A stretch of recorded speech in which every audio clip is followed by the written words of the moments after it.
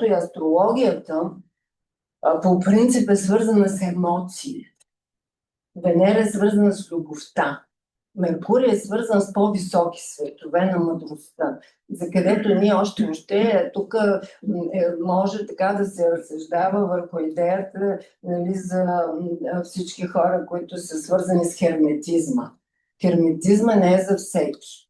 Значи вие да стигнете до херметизма, където понякога има много черна магия, т.е. се използва познанието за зло или за егоистични цели. Не може да стигнете до Меркурий преди да минете през Венера. То и логиката е такава. Земя, Венера, Меркурий и Слънце. Тъй като астрологията главно засяга астралния свят, а астралният свят е свързан с емоции. Менталният свят, представител на който е Меркурий, е надастрален. Тоест, там може би не се говори за астрология, а за друг вид наука, която е свързана с по-висши светове. Тоест, както казва учителя, вие още не може да мислите, т.е. хората не можем да мислим, нали, да не си го въобразяваме, че може да мислим. Значи ние приемаме мислите или на ангелите, или на демони. Според това кой къде е.